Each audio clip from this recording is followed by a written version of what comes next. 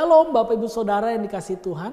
Hari ini kita akan belajar lagi firman Tuhan dari kitab 1 Samuel. Pasalnya yang ke-12 dari ayatnya yang pertama sampai ayatnya yang ke-25. Saudara, konteks dari pembacaan firman Tuhan hari ini adalah orang Israel meminta raja. Mereka sudah bosan dengan hakim-hakim. Kita tahu hakim terakhir dari orang Israel adalah Samuel.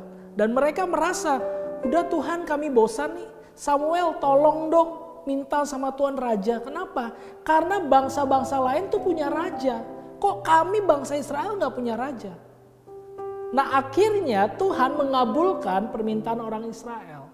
Dan inilah konteksnya di mana akhirnya Samuel ingin berpamitan sebagai hakim.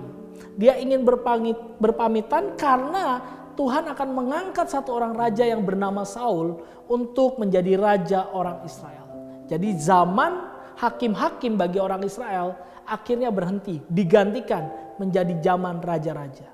Nah, yang menarik Bapak Ibu Saudara, di tengah-tengah perpisahan Samuel, dia menaikkan doa syafaat bagi orang Israel.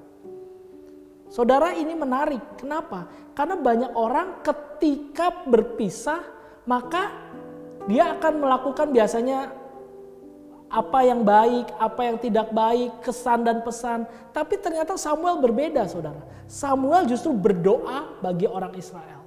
Nah, kita mau belajar apa sih doa syafaatnya Samuel?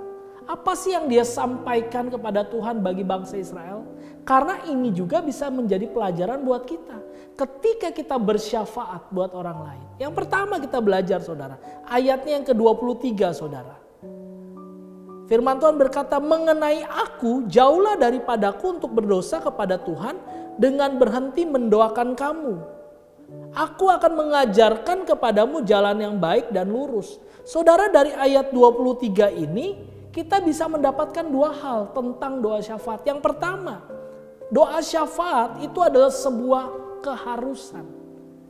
Jadi kita nggak bisa berhenti untuk bersyafaat bagi orang lain, saudara. Samuel berkata, kalau aku berhenti, aku berdosa. Saudara, selama ini kita masih nggak bersyafaat buat bangsa kita. Masih nggak bersyafaat buat keluarga kita. Buat orang-orang yang belum percaya di luar sana.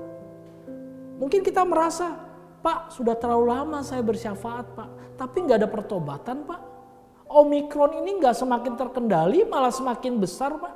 Nanti ada lagi varian baru, Pak. Buat apa saya bersyafaat? Saudara, Samuel mengingatkan kita, kalau kita berhenti bersyafaat, kita sedang berdosa. Tentu kita nggak mau kan, saudara kan? Kita nggak mau berdosa dong karena kita berhenti bersyafaat. Jadi mulai hari ini, bersyafaatlah terus. Urusan apakah syafaatmu dijawab atau tidak, itu urusan Tuhan. Bukan urusanmu, saudara. Tugas saudara dan saya sebagai orang percaya adalah bersyafaat. Tapi yang kedua, saudara, doa syafaat itu bicara tentang apa?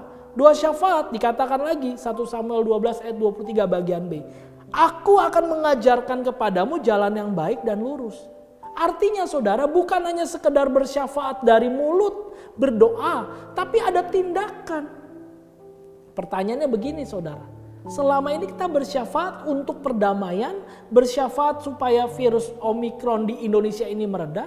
Tapi pertanyaannya adalah kita lakukan 6M atau tidak?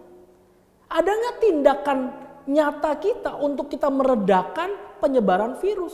Atau kita masih suka berpergian kemana, kesana kesini tanpa prokes? Bagaimana mungkin? Doa kita harus selaras dengan tindakan kita, saudara. Itulah yang terjadi oleh Samuel.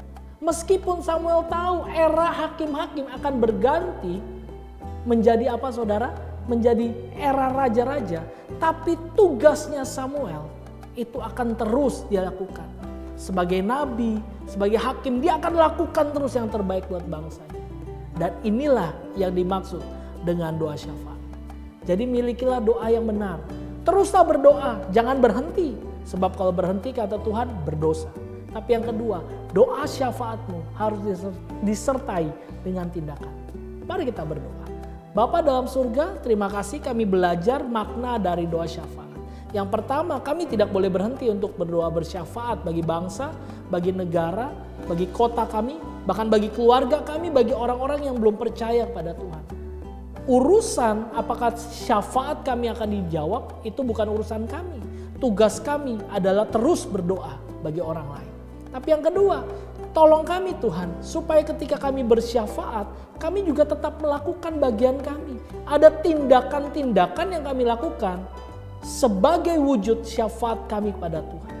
Terima kasih Bapa, materaikan firman Tuhan dalam kehidupan kami, biar kami bisa melakukannya di dalam kebaikan dan kebenaran Tuhan. Terima kasih, dalam nama Yesus kami berdoa. Amin. Tuhan Yesus memberkati.